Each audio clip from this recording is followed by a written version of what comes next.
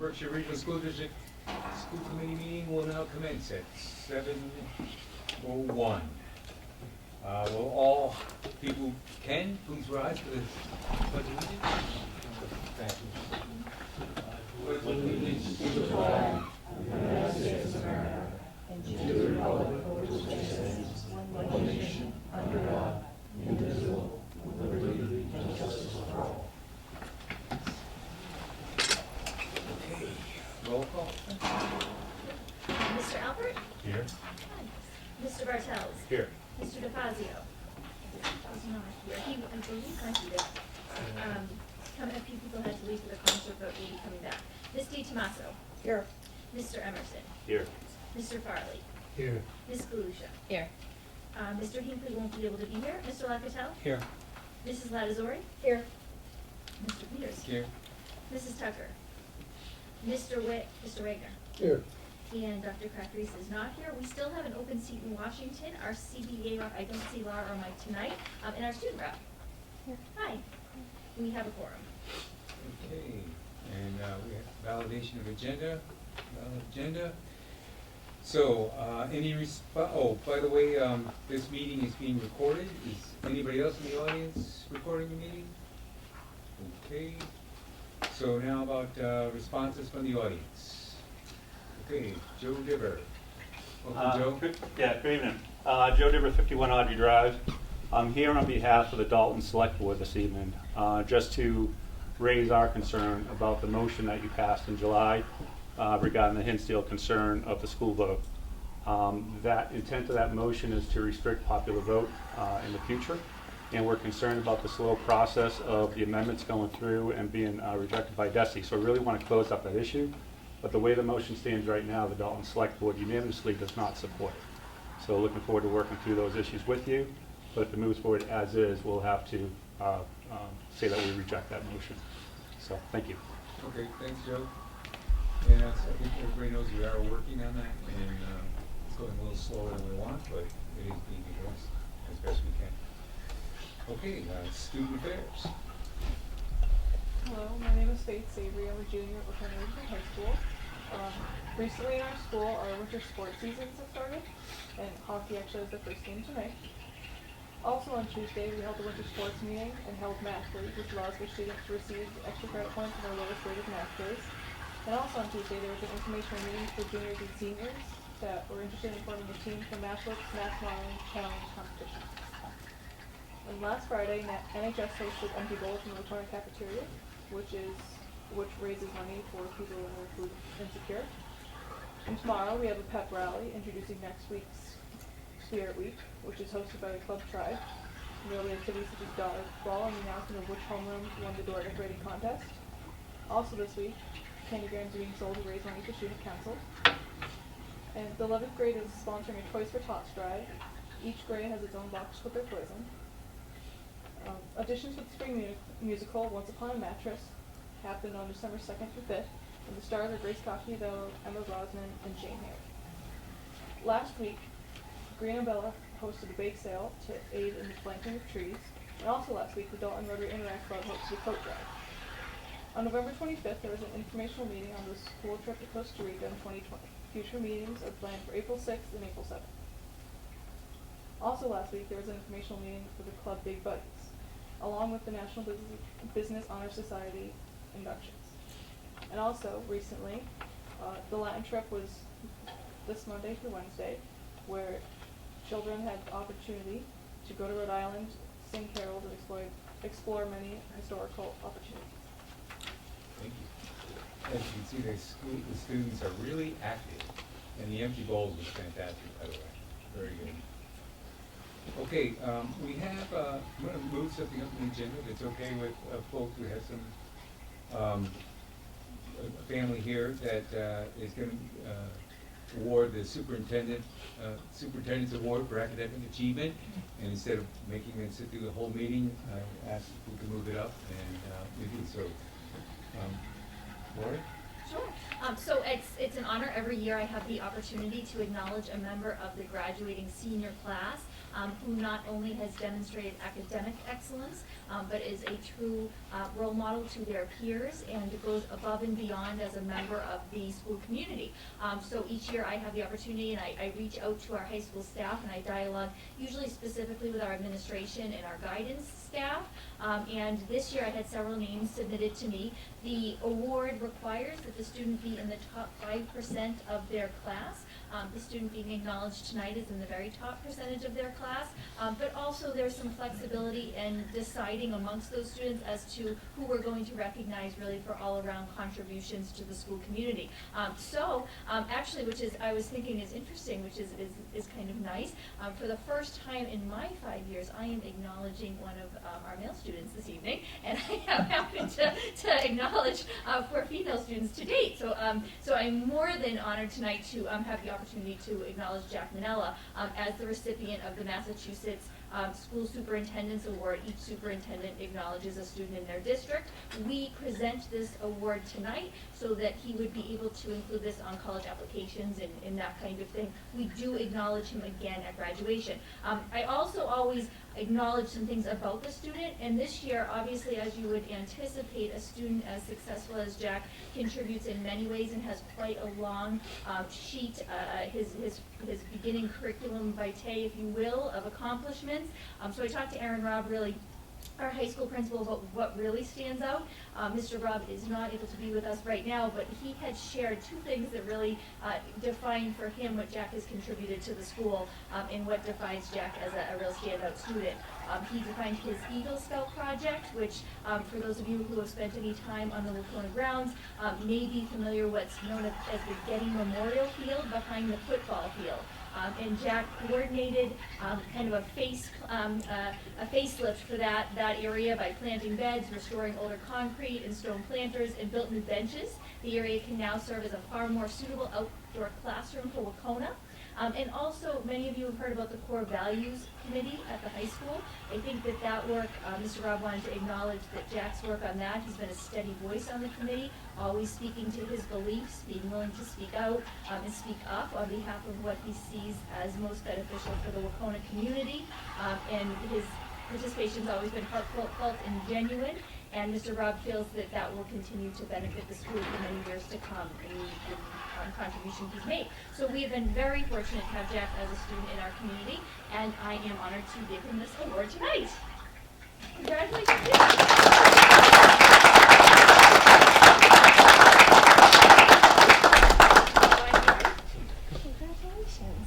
Thanks for all you've done. Thank you. Congratulations. We gotta get a picture this week. I have pictures with our other students. We need the paparazzi. Who has a camera? Leslie, where are you? Mary's going to have a camera. Mary's a good photographer, actually. Is that going to shout at me because I don't have it tonight? You don't have a camera? I think it's an iPhone. Do you want me to take a picture? I'll take a picture too. Girls travel with more paparazzi, I guess.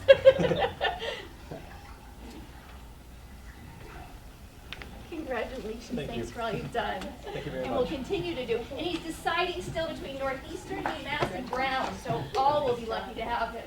Oh, wow. Congratulations, Manila family. Thank you. Thank you, Brad. Okay, Secretary's report. We have the minutes of regular meeting of November 15th to approve, and a motion to approve the minutes. Yeah, I just corrected, the date should be 14th, It should be 14. not the 15th. Can I have a motion to approve the minutes as amended? So moved. So good. All right, all in favor? Aye. Any opposed? Abstentions? Minutes are approved. Okay, the financial report. And motion to read the warrants, please. Be resolved, warrant number PR 20-11, dated November 27, 2019, previously signed, in the amount of $674,640.72. Second. We have a motion and a second. All in favor? Aye. Any opposed? Abstentions? Abstain. Abstention, motion carries. Be resolved, warrant number PR 20-110, dated November 27, 2019, previously signed, in the amount of $258,463.69. Second. Motion and a second, all in favor? Aye. Any opposed? Abstentions? One abstention, motion carries. Be it resolved, warrant number AP 20-12, dated November 27, 2019, previously signed, in the amount of $726,519.61. Second. Motion and a second, all in favor? Aye. Any opposed? Abstentions? One abstention, motion carries. Be it resolved, warrant number APW 20-9, dated November 27, 2019, previously signed, in the amount of $100,818.75. Second. Motion and a second, all in favor? Aye. Any opposed? Abstentions? One abstention, motion carries. Be it resolved, warrant number PR 20-12 for payroll, in the amount of $627,640.49. Second. Motion second, any, all in favor? Aye. Any opposed? Abstention? One abstention, motion carries. Be it resolved, warrant number PR 20-12D, dated December 12, 2019, payroll deductions in the amount of $112,426.25. Second. Motion and second, all in favor? Aye. Any opposed? Abstentions? One abstention, motion carries. Be it resolved, warrant number AP 20-12, dated December 13, 2019, in the amount of $604,784.36. Second. Second, can we just correct the amount? What's the matter? 604784. 56. 56, with it, sorry, 56. $604,784.56. Second. On that one, second. All in favor? Aye. Any opposed? Abstain? One abstention, motion carries. Be it resolved, warrant number AP 20W20-10, in the amount of $352,556.28. Second. Motion is second, all in favor? Aye. Any opposed? Abstentions? An abstention, motion carries. That's the ones. That concludes the warrants. No gifts and donations? No, no Okay. issues. So communications, report of the chair. We still have a Washington committee vacancy. And just for information purposes, we had Tracy Novick from MASC come out and give a presentation on Chapter 70, giving the changes that's happening in the Chapter 70 law. She gave a presentation on the funding and how the school's funding, and it was quite well attended tonight from folks not only from our school district, but from other school districts as well. And it's really a good education on how it goes, so it's good for those who are here. Okay, subcommittee reports and recommendations. Curriculum, we have a report from curriculum. So the curriculum committee did not meet, but we have a recommendation, motion to make, which I think one of the faculty is going to talk about. This is a field trip that's being recommended. Yes. Is somebody present the field trip from faculty or no? Or we're gonna read the We motion? can do the motion and then they I'm can sorry. do that. So Mr. Rob is actually at the concert at Masochist, but I can speak, this is not, on the people who are proposing the field trip. This was a mistake in my office. The competition, they have attended this, they attended this last year as well. The only change is that the club has grown in popularity and interest, which I think is a real positive. Jeff Pike is the teacher who does coordinate the robotics club, and this should have been brought to you at the November meeting. So that's why we're bringing it forward a little bit sooner, and we, our curriculum chair is not here right now, so we figured we'd bring it right to the school committee to try and get it approved so they can take the trip. Does that make sense? Yeah. So, can we get a motion? You gonna read it? Tom? Yeah. Be it resolved that the Central Berkshire Regional School Committee approve an overnight field trip for the Nakona Robotics Club to Andover, Massachusetts, January 10th and January 11th of 2020. Second. We have a motion and a second. Any discussion? All in favor? Aye. Any opposed? Abstentions? Motion carried. Anything else from curriculum? You didn't meet, so, that's No, it? our next meeting is January 23rd, Okay. and is, I think it's 6 o'clock? Yeah, right before the school committee meeting that day. Yeah. Okay, finance? Up again. Oh, here I go. Sorry. Okay, so we met on the 10th, and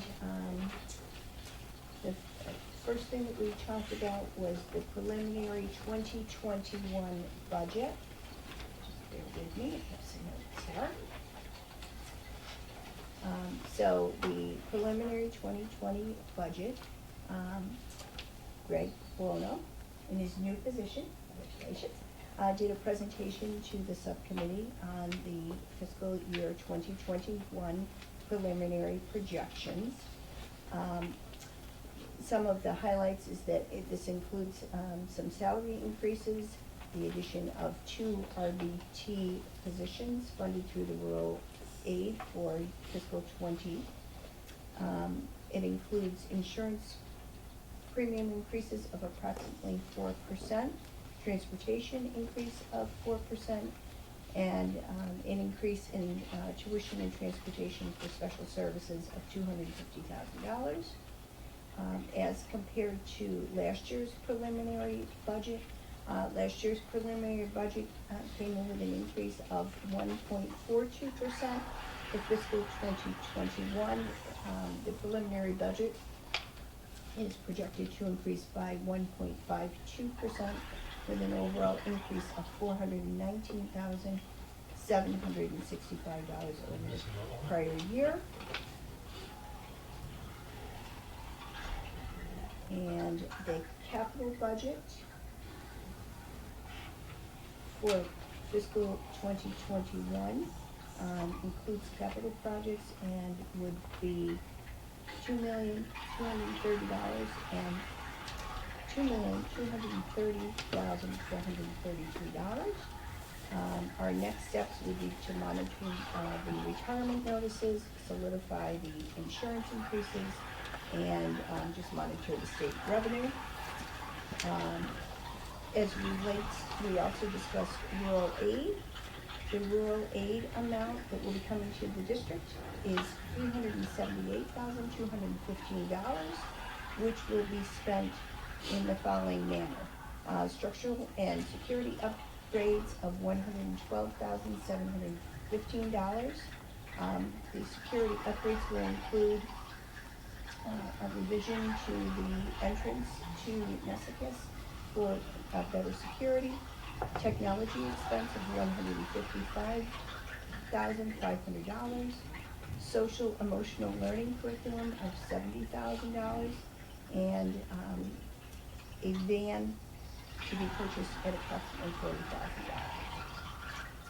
$40,000. Then we had on the agenda ours, that was a clerical error. We actually had a presentation from Parker Ellsmore of Odyssey Advisors, who gave us an overview of the OPEB. And the takeaways from the OPEB is that our discounted rate will now be 4.5% as opposed to 4.25%. Our overall liabilities did not go down as much as we anticipated because how they calculate that now includes an estimation that our retirees are going to live to 120 years of age. And so that affects the projections. Not quite. That's the peak, I mean. Yeah. Not all are gonna last. Yeah.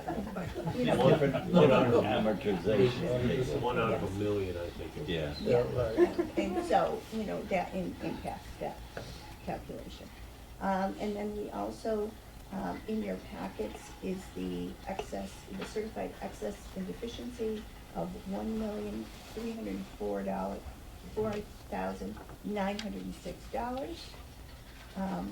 The date and topic for our next meetings, we're gonna meet on January 14th at 5:30 at the central office. This time we will talk about cars and potentially the initial budget. All right. Any questions, discussion about any of that? Okay, policy. I'll give the policy report. We met this past week, and one of the things on here is the school committee self-evaluation.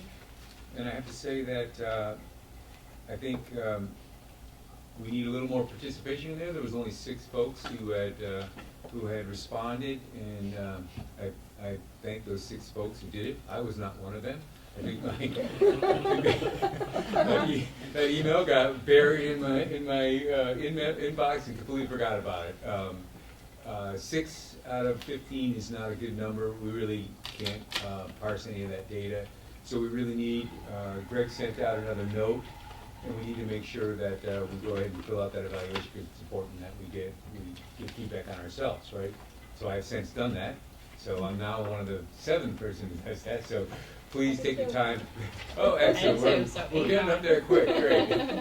So that's good because it's important to, make sure we're moving in the right direction together collectively. So if you haven't done it, please do that. And the other piece there is we have the second reading. We have approval of the first reading of the revision of the amendment to C2 employee AUP. So, I'll get my glasses so I can read this. Sorry. Be it resolved that the Central Berkshire School Committee approved the first reading of revisions to Appendix C2 employee acceptable use policy and as recommended by the policy subcommittee. Second. A motion is second. This is about, essentially the only thing that's changing in this policy is the password changes. So inside the district, people are having to change their passwords, I want to say monthly, or it was 90 days. It was, I think, 30 days. 30 days, yeah, it was But 30 we do days. 90 days. So they were doing 90 days, which isn't really frequent, but the passwords were pretty simple passwords. So what they're changing is they're changing their passwords, putting in, like all of us in everything we're doing, there's special characters, multiple characters, so many characters, that sort of thing, making it a much more complicated password, but changing it so you don't have to change it annually, so you're not changing it regularly. So that's really what's changing in this acceptance use policy. Any discussion on that? Questions? All in favor? Aye. Any objections? Abstentions? Motion carries. Okay, personnel report. We do have a couple of items that require attention, but they will be considered in an executive session.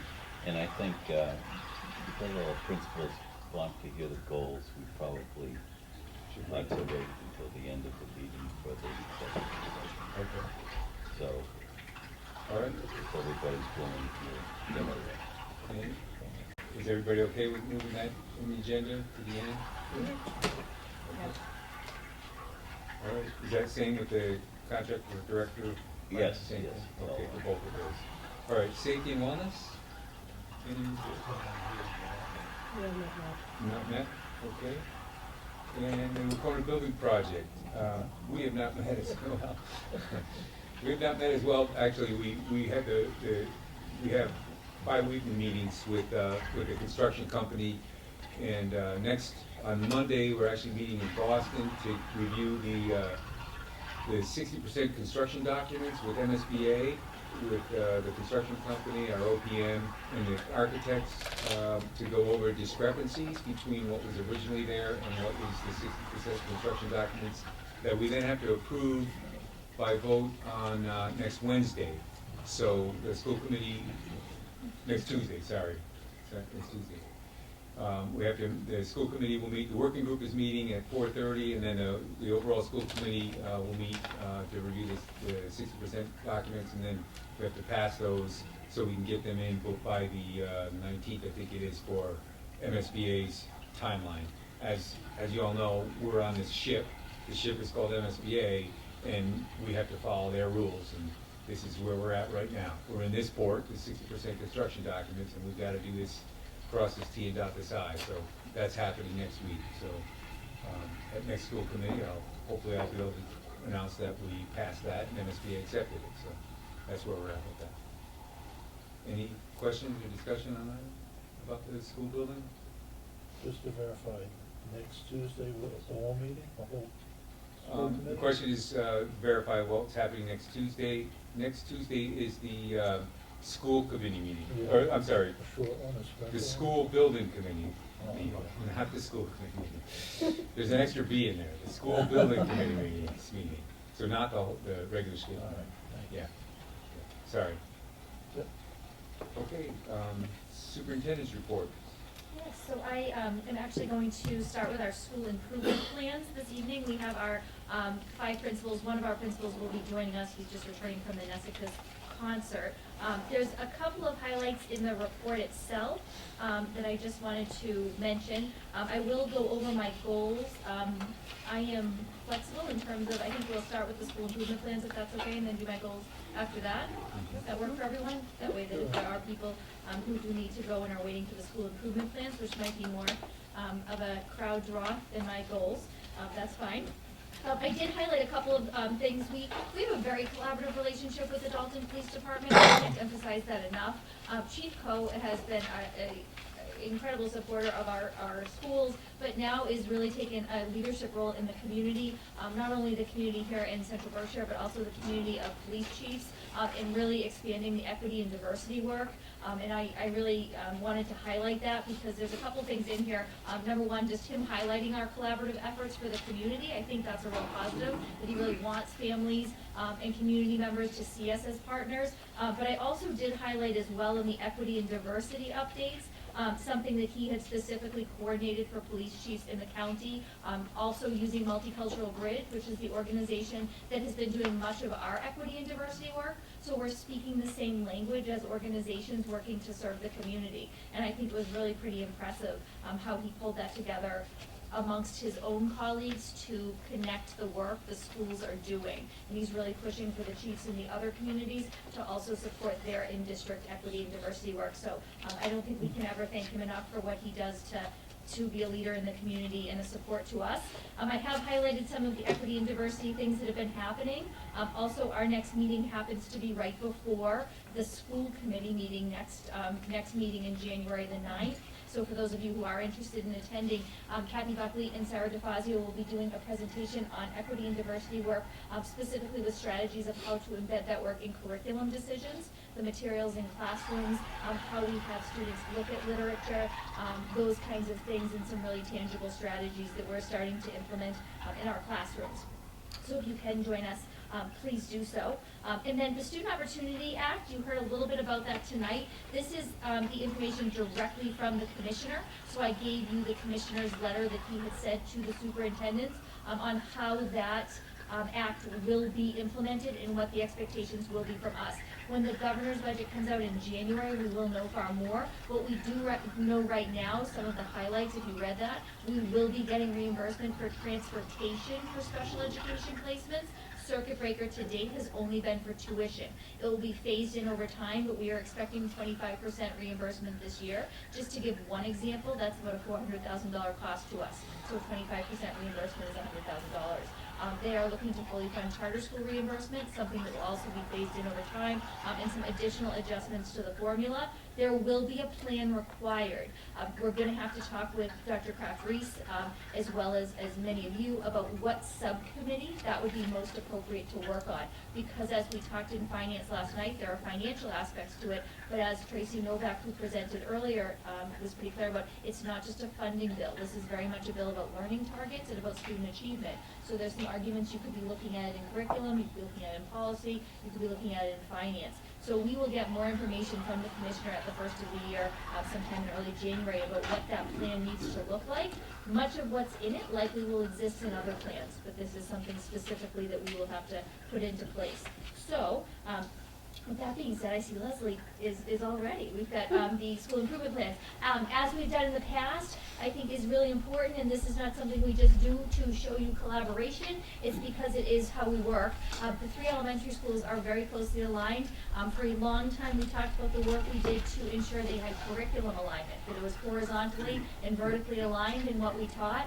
And then we talked about an aligned instructional model through the workshop model, through universally designed learning. They're also very aligned in the work they do with social-emotional learning and PBIS. So they will present together tonight for that reason, because it's very consistent.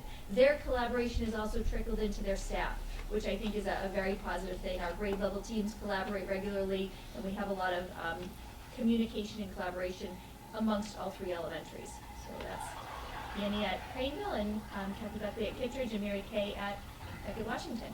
And Nathan Liu, our vice principal from Craneville, is here as well. We have our whole team. Hello. Thank you for all your support of a new Wacona, because I bet it'll be warmer than this. She's so noisy. Yeah, and less noisy, right. So as Lori pointed out, we have collaborated on all these because we want our schools to all be on the same trajectory, and as you saw from last month's scores, that's happening, and it's really exciting for all of us. So our school improvement plan for the elementary level is divided into 3 different areas, so each of school will present on one. I'm going to present on student achievement. We also have social-emotional learning and, say, equity and diversity.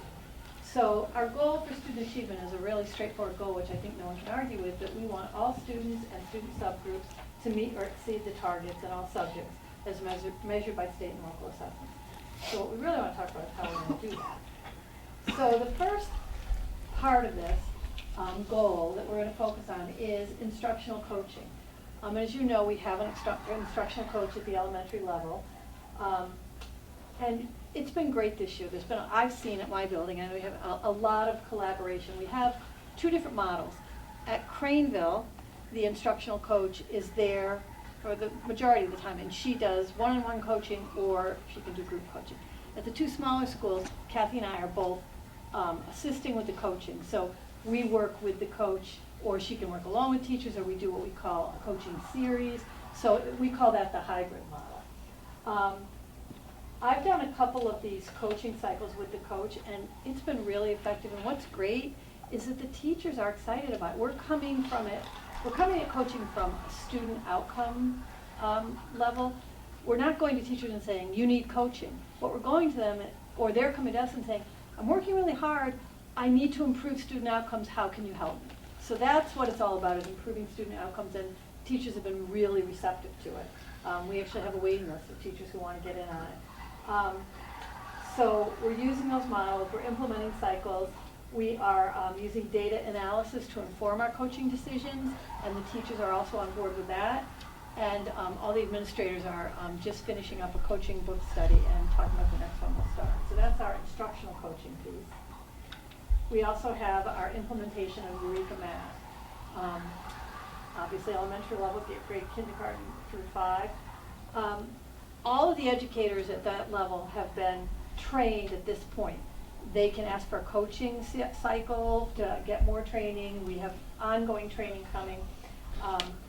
One thing we started this year, and Leslie was helpful in organizing this, is common planning time with grade-elect teachers. So all the 3rd grade teachers in the district are meeting to talk about Eureka at their grade level, make changes, make what works well, making sure they're all on the same page and they're all on the same curriculum. Obviously data analysis is important. But one thing I just want to take a minute to say is that So we implemented Eureka in September. It's only been 4 months. This is the first time I have, there hasn't been an exception. Teachers and students are loving this program, and I think you've run into the same thing. They're saying there's a lot more rigor, but it's taught with more conceptual effectiveness. The kids are excited. I mean, I went into 3rd grade, I think I told you this last week, and they were working with partners on a problem that was, projected on the board. And I said to this little 3rd grade partnership, so what are you doing? And she's a little girl, something, she said, oh, we're trying to answer this question. She knew the exact question, and she said, but what we're finding is you can use different strategies. My partner, he likes number bonds. I prefer the traditional algorithm, but we're getting the same answer. And I'm looking at her like, what? But so they're using the language, they're going deeper into problems, so we're thrilled with Eureka, and we hope that we'll see some changes in scores. But what I'm also hearing from teachers, they're so excited to get a couple years into this. So we're going to have children coming up from kindergarten who've been doing it, and we think it's going to make a big difference. So that's been great. Also, we're continuing with Universal Design for Learning. This has been effective, and again, I think it's made a difference in classrooms. There's ongoing professional development for UDL. The district has again made a higher level course available. I think it's 103 at this point we're at, isn't it, for UDL? 201. 201, okay. But we've done well. But anyway, that we are 100% behind that, and teachers are as well. There is a UDL progression rubric that moves ahead from, when you're implementing it to, what's the next thing? Efficient. Yes, thank you. So what we're looking at with teachers, as we're working with them individually, is that you should be moving along this rubric now. We're past beginning stages, so this is what we expect to see in your classroom. So we're not just standing there and letting it be a static thing. We are moving along, and teachers again are on board with that, and we're seeing differences in the classroom. Lastly, for this goal is we have a lot of emphasis on our collaborative inquiry groups, which are usually, if we have math and ELA at this point. So the classroom teacher, our SPED teacher, our math or ELA interventionist, principal if they can, any other support specialist, meet monthly with the teacher, and they look at data. They look at real classroom data, not the state results so much, but they create from that strategy groups, which are then addressed in the classroom. These children need more help with some kind of fraction work, or these kids problem solving, or there might be a whole class issue, but it's a lot of data analysis, and then it's not just left there. Then you see the results in the classroom. So we have these flexible strategy groupings, which are addressing specific challenge areas.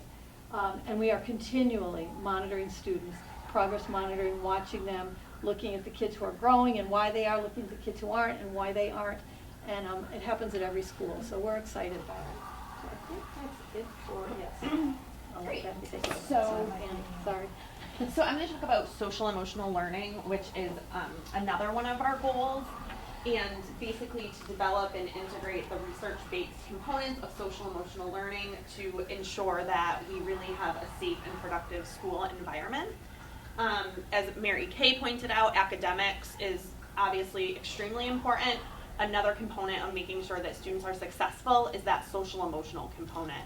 And I know just from working very close with Kathy and Mary Kay, we have been working with our teachers to identify those students and looking at data to see who needs more support in that area so that we can provide it to see that academic success. And I know that we have been very lucky to have a social emotional behavior interventionist in Lisa Herland this year in the district, who's worked closely with actually all of us. So she is part of the social emotional work as well as our school adjustment counselors and our teachers. So one of our major areas, we were very fortunate, feel very fortunate, as I know my colleagues do, in getting a social emotional grant last year that has allowed us to really take some action steps in this area and put some of our ideas into action. And I think that it goes from ideas such as book clubs so that we can create learning environments for our teachers to learn more strategies and to really understand complex concepts such as trauma, how that affects the brain, how that affects learning in a classroom. So through the grant, we've been able to purchase books. I know we might be doing different books, but that sort of something we're all on the same page with. Regular staff collaboration and education.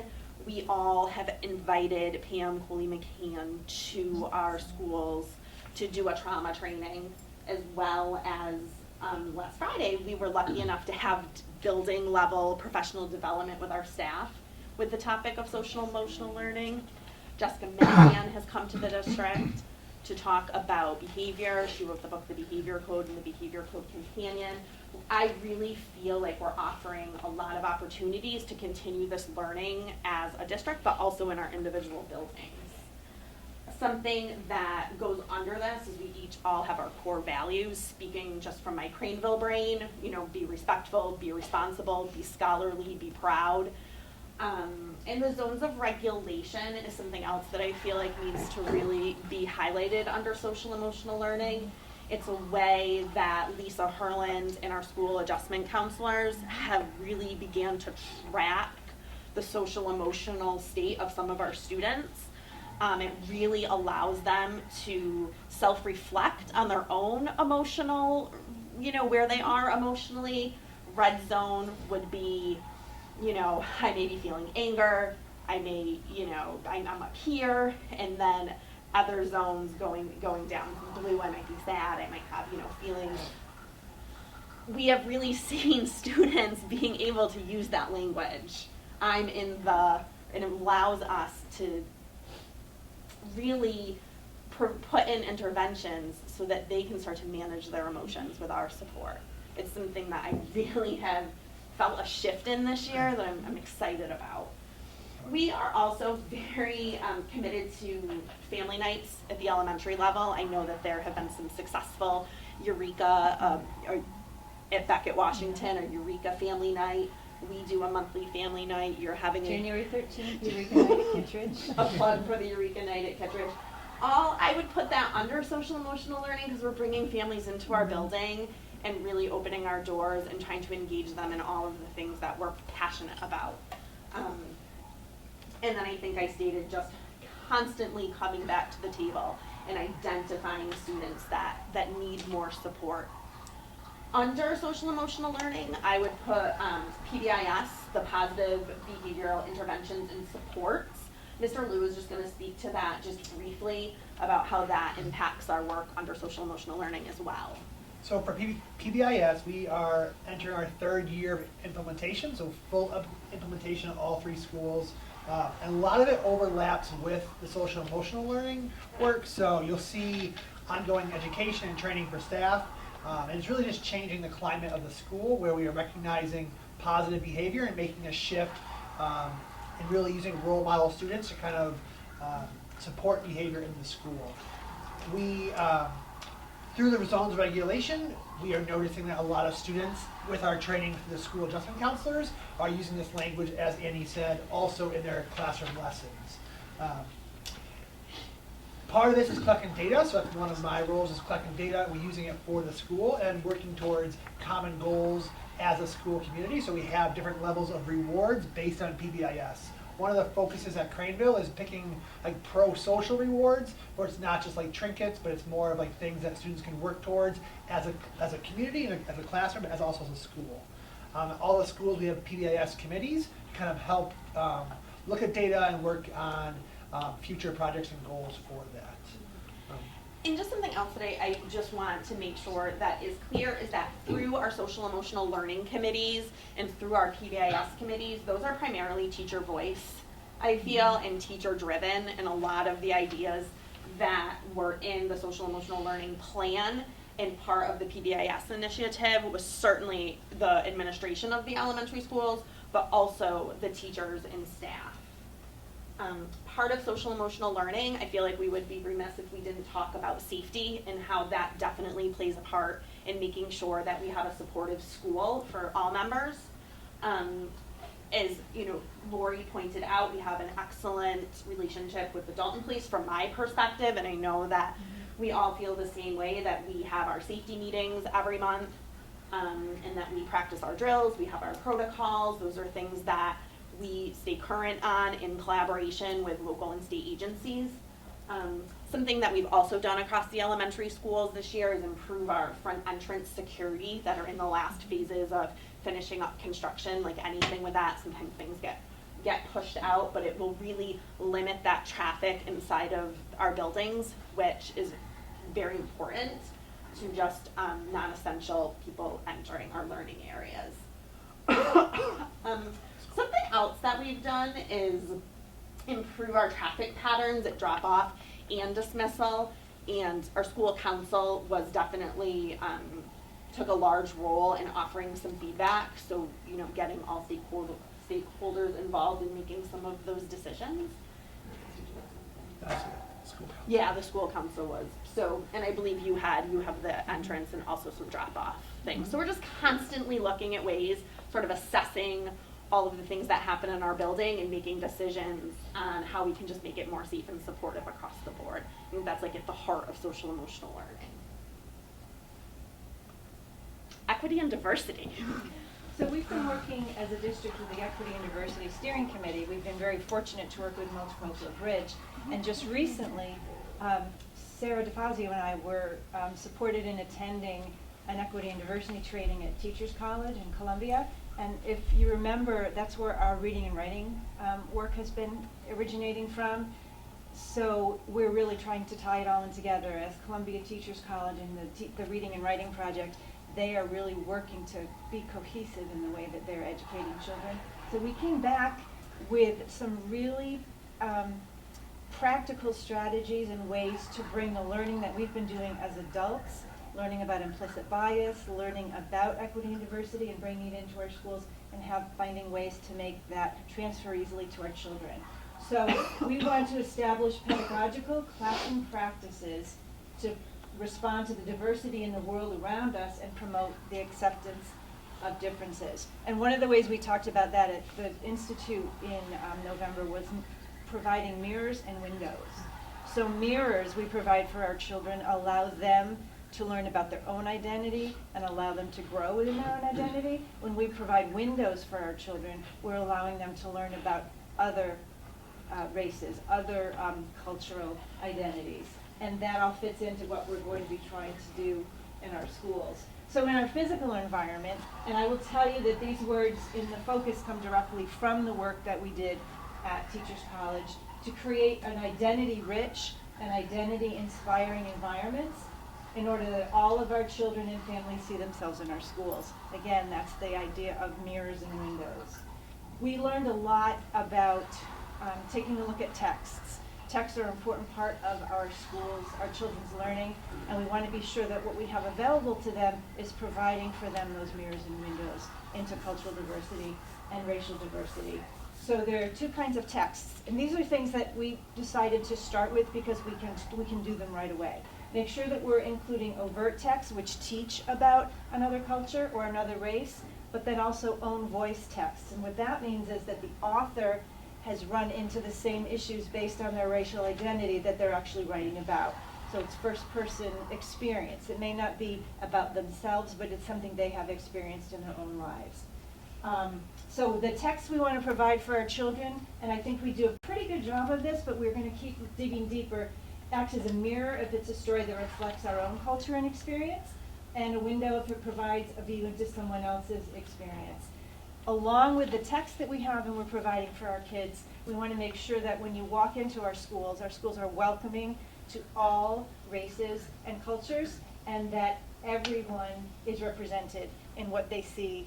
Children need to be able to look around and see themselves represented in their schools. All people of all colors doing all the jobs. So if one of the suggestions they had about taking a look at our libraries, which I find very interesting to be in the library in the high school that I attended, wondering if some of the same books might appear. And I've been out for a few years. They suggested taking 10 or so, 12 books, 20 books, put them out on the table, and then sorting them by decade of when they were published. And some of those things that we hang on to as really good literature, and is it really relevant and accessible to our kids today? So when we take a look through, the one that pops into my mind is Boxcar Children, and I love Boxcar Children, and I taught with Boxcar Children. kids today don't even know about a boxcar necessarily. Is that something that they're easily going to access? Do we want to expose them? Absolutely. But if we took a look, it would be fun to just take some books off the shelf and look at their decades right now. And we want to make sure that what we're bringing to our kids is culturally relevant and culturally accessible to them. So we'll actually be doing that in our classrooms and in our school libraries. Not everybody knows that yet, but we are. We also work hard to make sure that our curriculum and the materials that we use with kids are reflective of global equity and diversity. So again, I talked about analyzing our current classroom libraries, and there is a tool called the Culturally Responsive Curriculum Scorecard that can actually be used. It's a checklist, and each item is weighted. So you sort of do a survey of the materials that you're using. And when you're finished, you come up with a score to see just how culturally responsive the texts and the books in our classrooms actually are for kids. When we share the presentation that we do on January 9th, we will be linking that tool so anybody, and you can actually Google it, and you can just take a look at it and see the kinds of things we're going to be looking for. Teachers College also sent us home with checklists for looking for racially diverse books and books about Native Americans. So let's see. And another part of what we do here is enrichment programs in our school. Things that we bring into our school for kids to go to and experience, and things that we have happening in our schools after school or after school programs, before school programs. We want to be sure that all the programs we're bringing in are diverse and inclusive in nature and representative of all cultures as well. I recently looked at a pamphlet for a company that would provide you with after-school programs. And it was reasonably priced, and the PTO is going to fund that for us. But when we took a look at it, if you were a girl, you could do sewing, and if you were a boy, you could build. So we want to be really careful about what we're bringing in. Everything we do in our schools send messages to our children. And we're really excited about what we hear about the Spirit program that was introduced at Nessicus. So we're looking to see if that's something that would be applicable to the elementary schools. And if not, is there something similar that would be as well? I encourage you, if you have a chance to come and listen, Sarah and I have so much to share about what we learned while we were away, and we're really excited to bring that back to the district. We've started some really good work with our Equity and Diversity Steering Committee and the subcommittees that we have going, and I think now we can try to bring some of that together and take some really positive steps forward in bringing equity and diversity into our schools. So, I think that's it for us. Yeah, thank you. Thank you.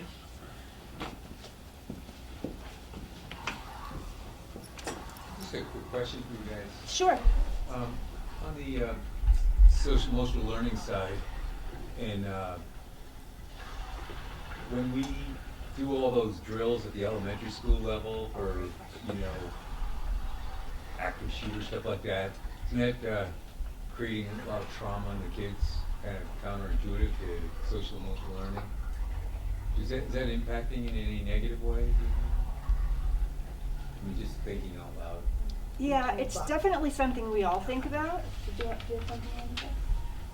Well, the drills we've had, like in the fall, we did a practice reunification drill where we had all the students go to the gymnasium, but we didn't, like the police officer was very careful not to use the word like active shooter. So it's more just a drill, like the procedural part, for the staff could practice if there was an emergency, how could we respond appropriately. And then we had a few parents who came and picked the kids up as just like a practice, but I don't believe the words like active shooter were used. I think no.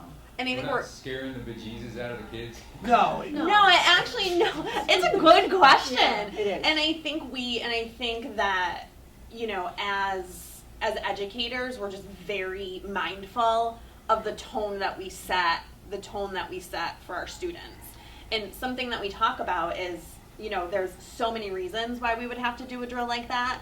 You could be on the playground and this has happened in my experience as an educator, like not here, but there was like a bear on the playground. Like we had to come in and we're like, so there's so many reasons that I think if you frame it with the kids that, it's our job to keep you safe, and there's so many options to why maybe this would have to be done, that if you focus on that and you're calm and you're collected and you do that pre-teaching, then we have found, just from my own experience, there have not been too many situations where we've had to have follow-up conversations with kids. Whenever I talk to kids And- about my job, I talk to them about my job being, I'm responsible for keeping them safe and keeping them learning. So they just know that that's one of the things we want to do for them. And it's actually part of our acronym for PBIS, acronym for, for Kittredge, we want to be safe. The officers are very upbeat, they're very familiar. We're very fortunate in those small towns that, Officer Tyler, Officer Miller is at our school many mornings, so they're not surprised to see the officers, they're not shocked. They don't make a big deal about scaring the kids, or rattling the doors when they come in. It's all done with kids in mind. It's something that we watch for all the time, though, because I've seen articles myself on some of the effects it's had on kids. But we're careful not to do the big active shooter stuff or, those kinds of things. Just we And the want to keep you reality is, safe. the kids live in this world and they know what happens. I could see for a lot of children, this gave them some control, like they know, oh, if anything happens, I know what to do. So it was actually a positive for the majority of the kids. Thank you. Thank you. I have a question. So early on, you mentioned goals for ELA, math, and science. There are no goals for social studies? You can address that level. No, we don't care about that. Of Well, course that's there what are, I'm but- afraid of. What? No, that's absolutely No. not. I know we have curriculum maps for social studies, which, teachers meet on, and we make sure. But what it is we can't yet measure social studies on a state level because there's no state test for it. But certainly we use it, we address it in the building, and we have building level assessments for social And studies. it's taught on an equal level with the other three? Yes, same amount of time is spent on that as say on science so yes, it is, we take it very seriously. We're also with social studies and the arts. Well, so there's social studies has new standards. And so we're in transition. We're just adopting the new social studies standards right now. So just to know that we have a committee, and that's something we're actively working on. And like I said, it's a transitional year for us. But social studies is one of those areas that we are in transition. But we, of course, I guess our goal right now, asking about goals, would to be making sure that by next year we're fully aligned with the new standards and frameworks. We're fortunate too that the units of study in reading and writing incorporate social studies topics. So 4th grade works on Revolutionary War during their reading and writing time. So it's all integrated as well. Yeah. So, Mr. Messina, Yeah, I just wanted to jump back to the active shooter. We don't do any active shooter drills at the high school either. Nobody in the district will do that. I've been to active shooter drills, which are conducted for safety personnel, emergency personnel. We go as administrators to observe. But we've never done that, never considered doing that in the high school. We understand the trauma that goes along with that. We've done relocation, we've done lockdowns, and the idea is very clear why we're doing that. But we have never had anybody in the school pretending to be a shooter. Nor would we ever. No. Okay, thank you. Can I actually speak to that? In my district, we have not done it. I teach at Southern Berkshire, but we did it with the staff, and I can say it's great that you do not do it because as a staff member, we were traumatized from that, and they had a red laser gun, and so. But with our kids, I can speak to teachers pretty much here and where I am. We make sure that we are just like you said, making sure that the kids understand that they're just. Where our job is to keep them safe, and it does make them feel better. Yeah. It absolutely, and as far as traumatizing them, I think the schools do a really good job of taking care of the student safety and keeping them happy and safe, not worried about it. It's our worry, it's not theirs. So. Thanks. Sorry. I'm Debbie White. My assistant principal is doing duty at the middle school for our concert is tonight. So I'm solo tonight. So we also follow the same sort of protocol as the elementary school as far as looking at where we need to improve. And so student achievement is one of the areas. And again, we're looking at ELA, math, and science as measured by the achievement targets because that's what we have to measure. We are right now piloting a new social studies program as well. But like Mary Kay said, there's no measures for us to go by right now. So our focus, and most of you know that last year we were a turnaround school, so we had fallen to the 10th percentile of the state, and we rose, all of our scores rose pretty well. Like we went from 8th percentile in criterion reference to 77th, and then we went from 10th percentile to 17th in the other areas. So we want to kind of stay on the same path. So we developed a turnaround plan alongside with the state of Massachusetts, and looked at the 4 turnaround practices. So this is really consistent with that. So looking at the common planning time and data analysis and having a common instructional practice throughout the whole school was part of it. Looking at giving mastery-oriented feedback to teachers, like really saying like this is where you need to be improving your practice. And we're also looking at the universal design for learning, which is something our district has been doing for many years, but it is something that the state of Massachusetts also is saying these are the keys to getting where you need to be. We have instructional coaching at the middle school. We had it last year. We started in January with Patty Roby. We now have John Vosberg that's continuing that. And we're really focusing on the workshop model of instruction, which is based on a lot of research. Stand and deliver like we're doing right now does not work. People lose focus. I'm sure you've lost focus many times in the past half hour. So it's looking at smaller chunks of explicit instruction paired with a longer period where kids can actually do some productive struggle and work through and start learning the information. So we're really focusing on that a lot at the middle school, and also universal design for learning, what strategies and accommodations and things can we provide for students so that they can get the most learning out of what we're trying to do. And we benchmark our progress throughout the year 3 times, making sure that we're on track doing the things that we're supposed to be doing. What's not up here is we also are looking at higher order thinking at the middle school, and taking things from more of a recall to looking at applying that knowledge and comparing and contrasting. So those are all things that we have been working on. We're looking at a multi-tiered system of support. So we have tier 1, everybody gets that, and we want to make that really strong. So we start with the workshop model, UDL, what are we giving to every student? But then for those that are not progressing, we are looking at student support teams. So we're bringing student concerns to the table.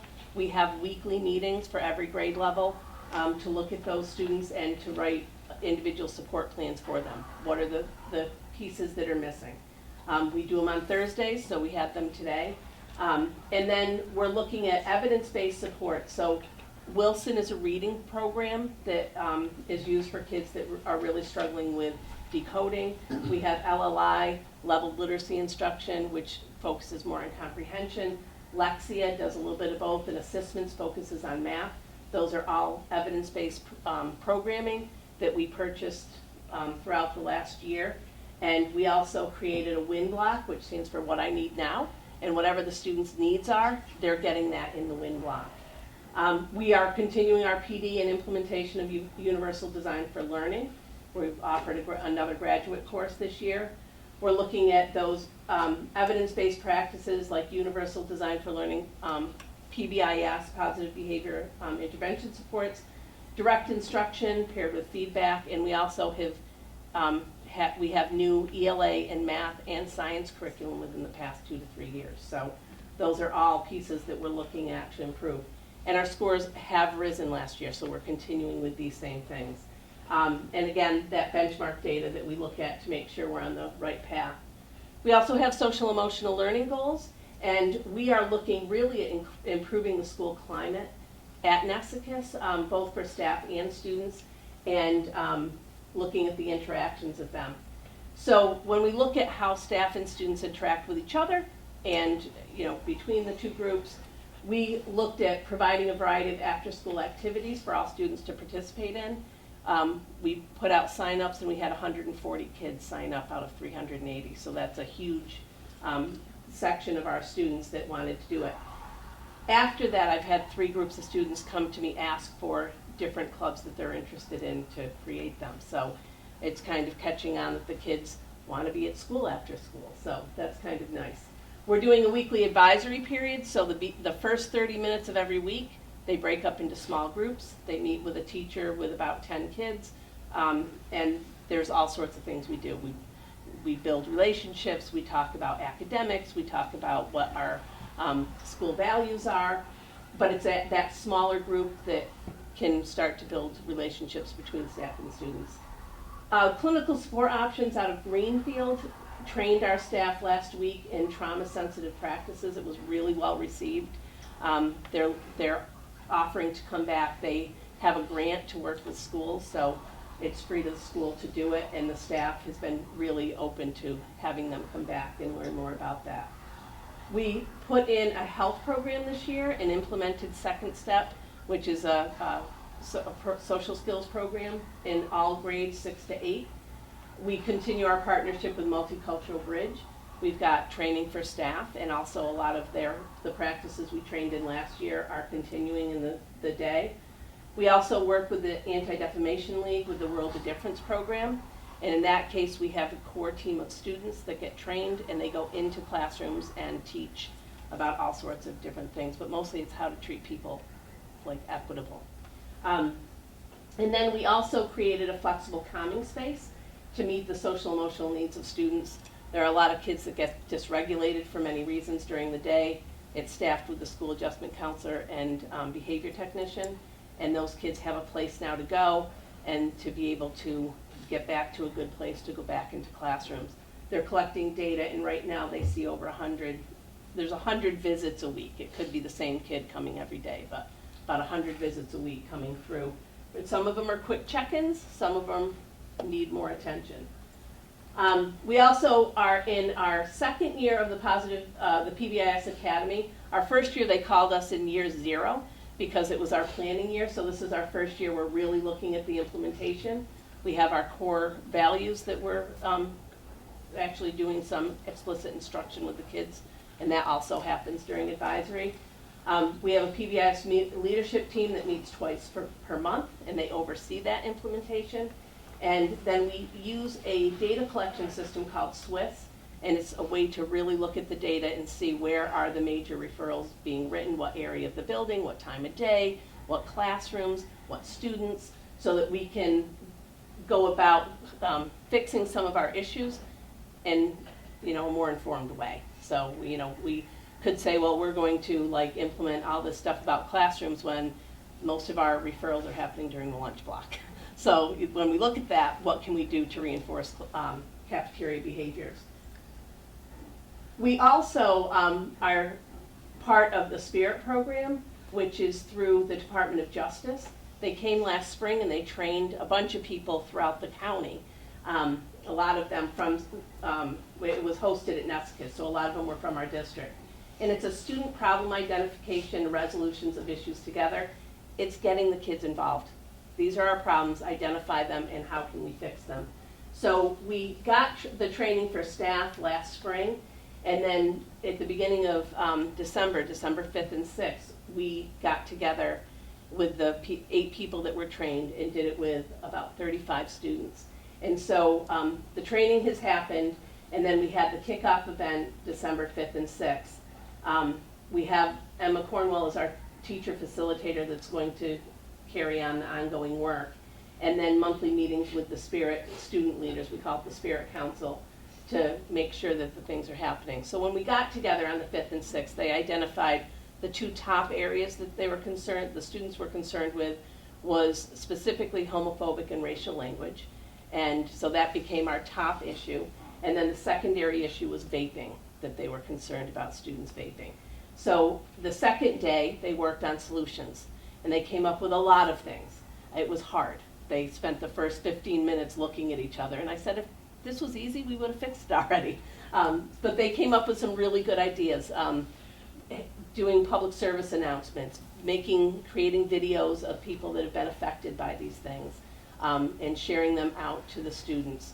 And so a lot of it was proactive, ways that we can get the word out to students, and the students will be leading that work. So they'll be creating the videos. I think that's it. Any questions? Yeah. I have a couple of questions. You talked about breaking it up into small groups at the beginning of the day. Is that throughout the building? Yeah, the first half hour of the week. So it's the first half hour on Monday or Tuesday, whenever the first day of the week Right. is. and it's throughout the building.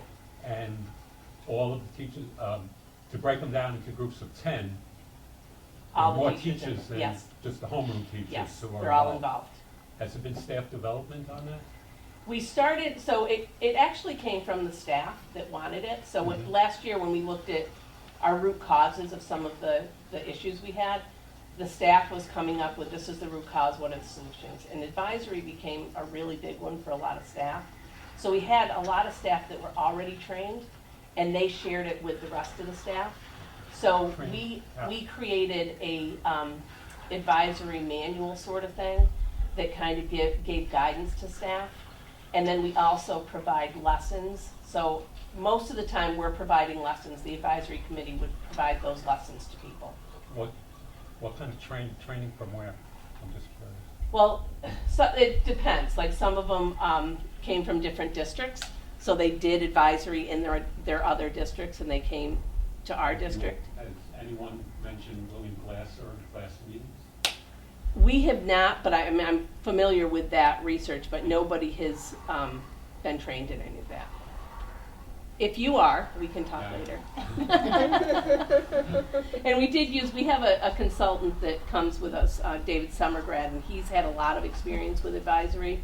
So over the summer, he met with the advisory committee and talked about his experiences and how to best, kind of roll it out and go forward with it.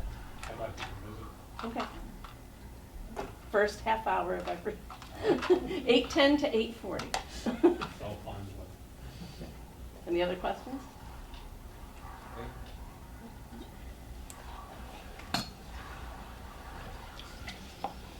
Alrighty. For those of you that don't know me and are new to the committee, my name is Aaron Robb. I'm principal here at Wacona. This is our assistant principal, Steve Messina. And we're going to start off, like everybody else, talking about student achievement. Our big focus this year, as it has been for the last couple of years, is trying to find a way to close some of the achievement gaps, particularly when it comes to high-stakes assessments, particularly the MCAS assessments. This is kind of the big kahuna and the big hot topic here at Wacona right now, and I do want to take a little bit of extra time to explain this because it's not only new to Wacona, it's new to the district. If you're familiar with the way in which hospitals work, and if you've ever been in a hospital and seen the way the doctors come around and visit the patients, and they usually have this cohort of other doctors in white coats kind of trailing around, and it's whether it's portrayed on TV or in real life, it can kind of be an intense kind of experience when doctors engage in medical rounds. This sort of approach is modeled after that, but far less intense, okay? So the idea behind instructional rounds is to rally the staff together and to identify, first of all, a common or school-wide problem of practice. And I'm going to talk a little bit about what our problem of practice is in a moment. And then the next step is to observe one another to see that problem in action so that we can then take the data that we've received from the observations, analyze it, and then come up with, identify some high leverage patterns, and then come up with some plans to actually address and fix the problem. Our staff last spring, after a great deal of conversation, identified student engagement, particularly keeping students on task when the teacher walks away, as a common school-wide problem of practice that we as a staff are working on at Wacona this year. So in order to actually to go about doing this work, the first thing we needed to do was to go see this work in action somewhere else. So Leslie Blake Davis, Sean Therian, who is now our instructional coach, and myself went and visited East Boston High School last spring, and they're considered to be one of the models as far as the instructional rounds process goes. The Harvard program that prepares schools for the instructional rounds experience frequently sends people to East Boston High to see it in action. And we learned a great deal from them in our visit. Another person that's been helping us is someone straight from Harvard. Her name is Stephanie Reinhorn, and she's an instructional rounds trainer. And quite frankly, this year she's serving as the person to help launch it here at Wacona, but also kind of serving as our training wheels because what's eventually going to happen after this year is Stephanie's going to go away, and then we'll be standing on our own 2 feet moving forward. First thing you need to do as a school, aside from identifying a problem of practice, is you need to form what's called an instructional rounds design team. And our design team is made up of 8 teachers, including myself, our instructional coach Sean Therian, and Leslie Blake Davis is also part of that as well. These folks are the ones, it's really, their job is twofold: to kind of set the agenda for the pacing of how rounds and all of the work that comes from it will kind of work through this whole school year. The other part of it is they've served as guinea pigs, quite frankly. And they actually, they practice rounds on each other first before we brought it to the whole staff. And one of the things that's been great about this process is that they, say, for instance, in a faculty meeting, we can break the faculty up into small groups, each led by a design team member, who can then kind of coach those smaller groups on what's going to happen next with this rounds experience that we've been having. So one of the things that I really like, a side effect of the instructional rounds process, is that it's actually also been promoting a great deal of teacher leadership among our staff, which is something that I personally have been committed to since I became principal here. Try to distribute the leadership a little bit. So the time that we take to do this work, in October, Sean Therian and I set up a schedule, I think it was October 2nd and 3rd, or 3rd and 4th, where we took the teachers who had DLT duty. Here at Wacona, at Directed Learning Time, it's kind of like a study hall, and we pulled them from their DLT duties and we formed instructional rounds teams so that they could go and observe other teachers teaching. And we took 2 full days to do that, and we hired a substitute teacher to cover those DLTs so they could do that work. And then we collected all of their observational data, and then that following Friday, we had a full day in service with Stephanie Reinhorn, who then coached us up on how to analyze and debrief that experience, and led us to identify some high leverage patterns, such as when the teacher sets students up on a task. Sometimes when I walk away, they don't stay on task. So how do we fix that problem? That's what she helped to get us to. And then we've been working predominantly on our own to actually come up with action steps to address it. So where we are right now, at our last faculty meeting just last week, we as a staff went through the process of creating an action steps template where the teachers are going to take back to their classes. They're going to pick, it's really up to them, pick one class, pick one course, pick one particular section of a class, and try something new, experiment with something that would hopefully increase student engagement with that class. They can partner up, they can be a Lone Ranger if they want. We wanted to keep it as flexible as possible. And for those teachers who are stuck, don't know exactly what to do, our instructional coach, Sean Therian, will meet with them and provide them a menu of ideas to pick from to try to engage in those action steps. Then we're going to come back to February faculty meeting, and we're going to compare notes. We're going to compare successes and we're going to compare failures. I asked them to don't be shy when it comes to the failures, because we're going to learn from them and then hopefully fix our problem practice as the year goes on. So another side effect of this that I didn't put on the slide that's also been very positive is at Wacona, being a departmentalized high school, the biggest mountain to climb was to get folks out of their classrooms and out of their departments and into other folks' classrooms and departments, if that makes sense. A lot of cross-departmental work has been going on here at this school, and that's been the big mountain to climb. And everybody, first of all, has been great about it. But on top of that, it sparked something that we didn't quite expect, and that was that a lot of folks wanted to do on their own peer observations, where we actually had, it kind of blew my mind, a geometry teacher wanted to do a peer observation of our Latin teacher, and vice versa. And it had to do with a specific lesson that each of them were working on that were seemingly unrelated, but they actually ended up wanting to work together. So Sean and I actually worked out a schedule to allow that to happen for about 10 different teachers on a given day. And we're going to keep promoting that as well. So that's just kind of a positive side effect of the rounds experience here at Wacona. We're piloting it, and we're hoping to invite the rest of the admin team in to kind of see the end results at the end of the school year. Also new to Wacona this year, we are also engaging in instructional coaching. It's obviously been going on in K-8, but now it's going on here at the high school as well, so now it's district-wide. Sean Therian, who is our science coordinator and one of our chemistry teachers, has an abbreviated teaching schedule, so part of his day is teaching and part of his day he's coaching. We are rolling it out for the first time this year. We are making it voluntary. So the idea behind it is that at the very beginning of the year, once we explained to teachers what this is, instructional rounds is all about creating school-wide improvement. Instructional coaching is about creating personal targeted improvement in your classes. And what Sean does is he solicits volunteers to be coached.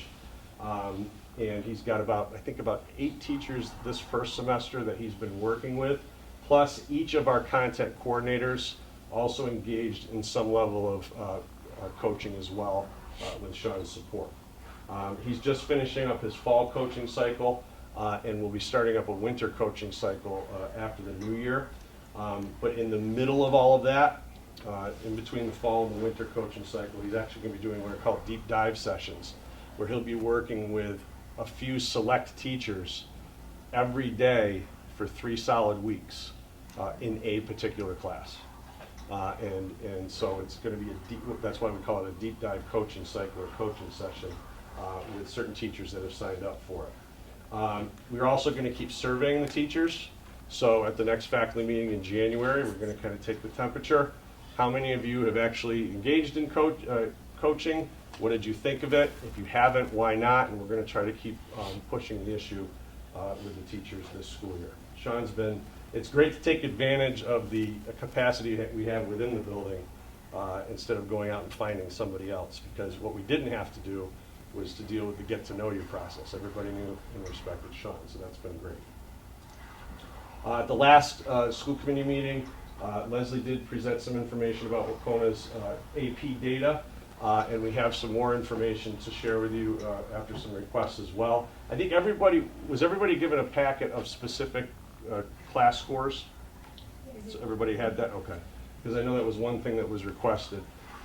This particular slide and the next couple that I have a little bit more general information, and the course-specific information you have in your packets.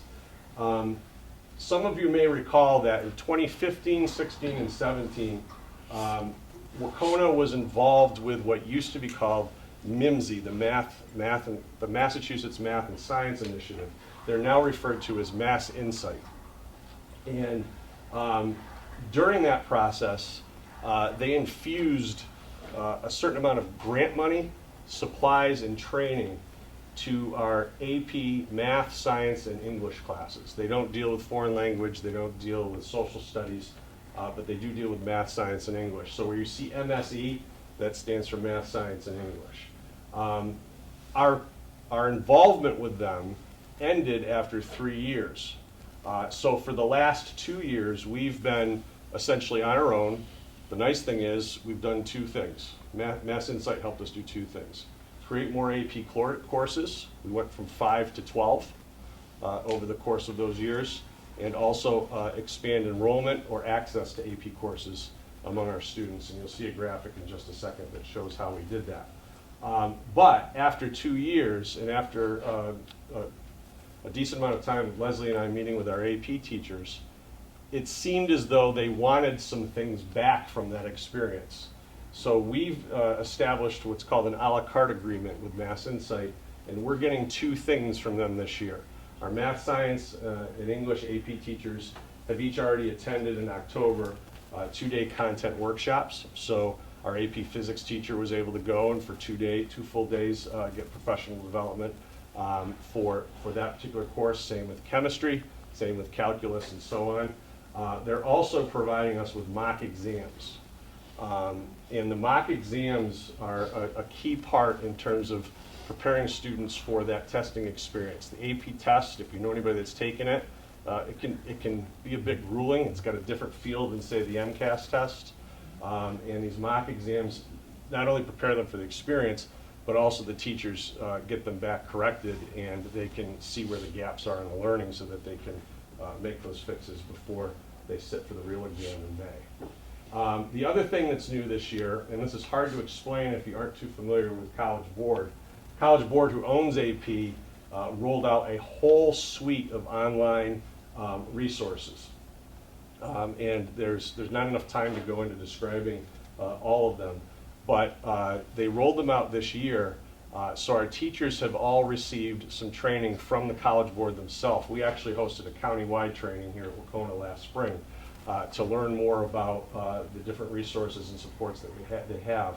Our AP teachers are finding that one of the best features is they can do periodic progress checks. And the teachers can kind of control and manipulate them a little bit, and they get instant feedback. And they're using them, quite frankly, for more frequent review sessions, which has been quite helpful. We mentioned our involvement with Mass Insight and what it did to the AP experience here at Wacona. If you look at this particular slide, in 2013 and 2014, those were years that were pre-Mass Insight. Those were the years when we had very strict prerequisites to get into AP classes. They usually were very, very high prerequisites, and also kind of a labyrinth of pre-tests and so on and so forth. And we also had more students back then. So we had well over 600 students back in 2013, 2014, but only 44 of them and 46 in 2014 were taking AP classes. Once we got into the Mass Insight program and expanded enrollment and also expanded the number of AP classes that we offered, you can see in 2015 that the number of students taking an AP class more than doubled. Okay? One of the concerns, obviously, is that when you open up the access, what's going to happen to the scores, right? So you can see, if you look at the bottom part of the graphic, we've gone through, we're kind of in the middle of this upward swing of a curve from when we first opened up the access to AP classes back in 2015. So right now, we have, in 2020, 100 students taking AP classes at Wacona. The number of students is very much driven by the size of the senior class, because the seniors are the ones that tend to kind of take the most AP classes. So I can tell you in 2018, our senior class had 113 kids. We had 99 AP students at Wacona. In 2019, our senior class had 145 kids, and we had 126 kids taking AP classes at Wacona. This year we have a senior class of 118, and we have 100 students. Next year's senior class will be 138, so I'll bet what happens to the AP numbers. So that kind of just gives a visual representation of kind of the journey we've been on with AP here. That being said, going back to the concern, when you open up enrollment, you want to make sure that you're doing everything you can to get all of the students, despite their level of readiness, ready for the AP exam and to succeed on it. So for the last couple of years, Leslie and I have been meeting quarterly with our AP teachers to basically problem solve around that. And one of the things that has really helped us, and it's been slow growing, but it's something that's been very helpful, is, and it's not easy to do, is in these AP classes, starting to implement aspects of UDL into these classes, despite the fact that they're supposed to be the most rigorous classes in the school. And also there's standards that the College Board and AP set that we have to live up to.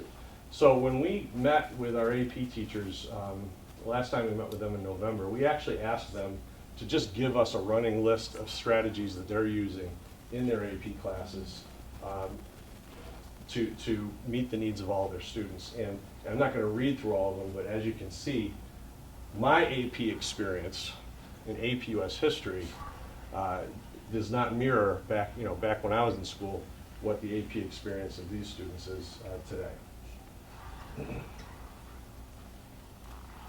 MCAS. We are entering our first year of the computer-based MCAS test for 9th grade biology. Last year was our first year with computer-based or next-gen testing for ELA and math. There's always a bit of nervousness when you try something new for the first time. There's two people that were key help make that go very, very well. Our MCAS coordinator here, Pete Anderson, he leaves no stone unturned. He's the most prepared person I know. And Joe Sturgis, our tech director. Joe literally sat in the hallway with us as we were giving the ELA and math MCAS, and would go into rooms and troubleshoot right away. And we thought that that was extremely helpful to us to take care of computer-based testing for the first time at Wacona. Last year, the biology students took a paper-based test. The state's having everybody take computer-based this year, so we're preparing for that. And everything else in those bulleted items is, quite frankly, a continuation of what we've been doing for the last couple of years, including using EduElastics as a benchmarking system. Our first round just wrapped up actually right after Thanksgiving. And one thing that hasn't happened yet, but in the middle of this school year, I'm going to be doing learning walkthroughs with our content coordinators in all of the MCAS classes and having some productive dialogue about some of the achievement gaps that we've been seeing over the last couple of years. Moving on to social emotional learning, and Mr. Messina is going to jump in here in just a minute. Our work, as far as this goes, very much has been part of the district's work around equity and diversity, and quite frankly, building a sense of community among all students and all members of the community, the school community. So Multicultural Bridge has played a role in that. They've done a lot of training with our teacher leaders, our content coordinators, and so on and so forth. But this year, we've really jumped in with the Anti-Defamation League's World of Difference training. So Mr. Messina is just going to talk a little bit about that aspect. Yeah, so I think you've heard a little bit about the World of Difference program. We are jumping into it, like Mr. Rob said. We have had a training for the entire staff, a half a PD, which is very useful. We're in the process of identifying students to be part of the peer training, which we've done. We plan to roll out in the beginning of March, or throughout now until March, training days, which is very difficult actually to try to find, given the fact that kids don't want to be out of school, which is really kind of commendable. But we will find days for them to be trained. The second part of that is the Spirit program, which Mrs. White spoke about quite a bit. I was one of the facilitators in that group that she had. I found it to be really, really wonderful. We are going to identify students. We're in the process of doing that now. And at the beginning of March, we're going to have a program to facilitate the same program to identify problems and resolutions, just like they did at Nesicus. So we're pretty excited about that. And some of the kids that we've spoken to are also pretty excited about the notion of being involved with some of those identifications. One of the other things as part of the World of Difference program is there's a survey that we need to administer 3 times over the next year and a half. So we just administered it to the students this fall in our social studies classes. We're going to do it again this spring and then the following fall. And the idea of that survey, once again, is to take the temperature on certain social and emotional issues along with those related to equity and diversity, so that we can see if the work that's being done is actually having an impact on the students. The surveys are created by Boston University, and they're given to students in grades 9, 10, and 11. So there's kind of a dipsticking approach there to keep taking the temperature and making sure that the work that's being done is working. Another thing, and Leslie gets all the credit in the world for this. Leslie was able to secure some grant money to build not only a cross-curricular but a choice library for both our English and our social studies classes for students to use, particularly for independent reading. It's actually located in a smaller room just on the other side of this wall. And she worked closely with our former English coordinator, Mary D. Mirandel, to do that. Right now, this particular work has been done primarily in the English classes. The social studies classes haven't really gotten in on this just yet, but the library just on the other side of the wall is more representative of what Kathy Buckley was talking about in terms of relevance to students, relevance in terms of race and ethnicity and so on and so forth, and some of the more present day issues and experiences that students have, as opposed to a dusty book from a shelf over there from 1968. So it's the students, the teachers that have taken advantage of that so far have reported that the students have really enjoyed having access to that library. Last thing, when it comes to this work we've been doing, we have been doing a lot of work when it comes to dealing with students who have attendance problems, and there's really only one way to do it, and that is to increase the amount of face time and phone time you have with the students. So Mr. Messina in particular and our guidance staff have been doing that sort of work with students who are having difficulty coming to school. Usually the top reason why they have trouble coming to school has to do probably with some level of anxiety and or depression. We have an upswing, just like every school in the country, with anxiety and depression diagnoses here that we've been dealing with. And the time that it takes to actually go and convince students you have to go to school and you need to go to school has increased. In some cases, we've worked out plans where they come back to school, they're reintroduced to school for one period a day, we increase it to 2, or we do a half day in the morning, half day in the afternoon until we can get them back full time. It's not a perfect approach because every approach is different depending on the student's issues and needs. But a lot of that work is spearheaded by what we call the guidance admin team. Some schools call them student supports teams, we call them a guidance admin team. I'm just going to have Steve talk a little bit about the role of that group. We have a support team at the high school which consists of the guidance team, school adjustment counselor, school nurse, school psychologist, myself. We meet bi-weekly and address kids who we identify as chronically absent. 10%, according to the state, is which would identify as chronically absent at any given time during the school year. So we're able to drill down really specifically on the students that are having issues with coming to school. And we have created very specific plans for each student, like Mr. Rob said, getting them acclimated back into school at a very slow pace, if need be. We have increased communication with parents through letters, calls home. So we're doing, I think, a much better job of not only identifying, but really creating a better line of communication with the kids and the families to get them back into school, which is where they need to be. I'm sure most everyone is to some degree familiar with restorative practices at Wacona. We are picking and choosing kind of avenues to take with this. So the idea behind it is if you get in trouble for something, as we used to say, there's probably going to be a consequence attached to it, but there's also the part where you have to educate the student to own what they did. And that once again takes a great deal of face time to make that happen. One area that Mr. Messina is going to talk about that is the issue that's staring us in the face right now is the issue of vaping and how we've changed our approach to dealing with it in a more restorative way. So in the past, vaping and juuling, we've all heard about that. It's a very, very important matter to us right now. We have always been able to, or had the approach of suspension, for example. Right now, we're trying to pull ourselves away from that and move more towards education. So we have in place, instead of the old traditional suspension from school, is we keep the students in school when these things happen. We provide educational materials. We have assignments for them actually to do while they're serving some time in the office as a result of being in trouble for something like this. We've also included a Saturday cessation program for kids who might be chronically offenders of this. It's a pretty important matter to us.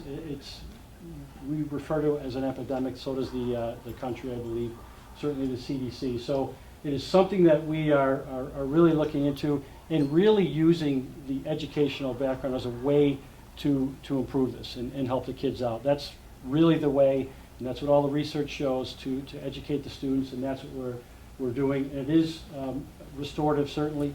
I think kids are understanding why we're doing it now, more so than just asking them to leave school. So I think we're making some pretty good strides there.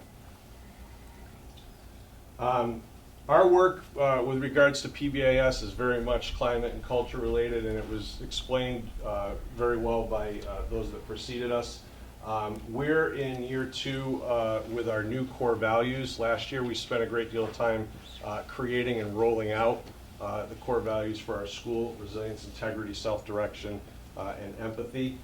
We actually did an exercise with the students last spring to really kind of get a sense as to what they how did they understand what those core values actually meant. And one of the things that we learned from that is they have a pretty good handle on what resilience is.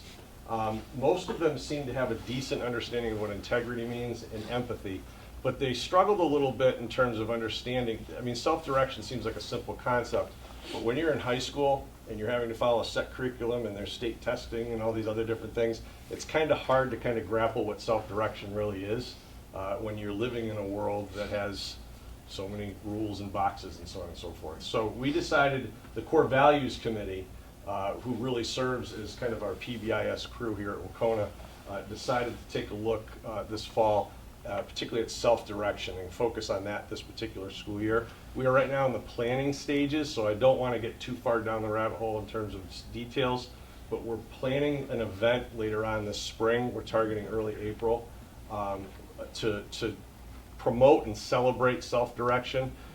We are thinking about running what's called an academic field day, where the teachers and the students are basically going to ditch their everyday learning, and they're actually going to sign up for a couple mini courses during the day that the teachers will teach, and it will have nothing to do necessarily with the curriculum or state standards or anything like that. It's a celebration of learning for the sake of learning, and we're going to be pitching that to the teachers at the January faculty meeting. And a lot of this work, I want to give a lot of credit to this one person, a lot of this work is based off of the graduate work that one of our science teachers, Matt Pegarari, did. So we're kind of modeling it off of the work that he did. We haven't brought it to the students yet, we haven't brought it to the full staff, but if they're watching, they'll learn soon enough. One other thing that's not on the slide that we do, we try to do little things that mean a lot here at Wacona, and one of the things that we try to do every Wednesday, I email the staff and I give them a theme to think about, and they're usually kind of good qualities to think about, like, for instance, kind, caring, generous, empathetic, that sort of thing. We certainly tie them into our core values. And I ask them to email me the names of students who they think fit that theme for the week. And then after homeroom every Wednesday, I call them down to A Lobby, and Mr. Messina and I take corny pictures of them. They hold a sign that says "You are generous" or whatever, and we post them to school Twitter and have a little bit of fun with it. And we only allow teachers to nominate a student once all year. So last year, out of the 530 students that we had 450 students recognized over the course of 44 Wednesdays of the school year. So it's just some little things that we're doing that hopefully kind of mean a lot to the students overall. That concludes our presentation. Does anybody have any questions?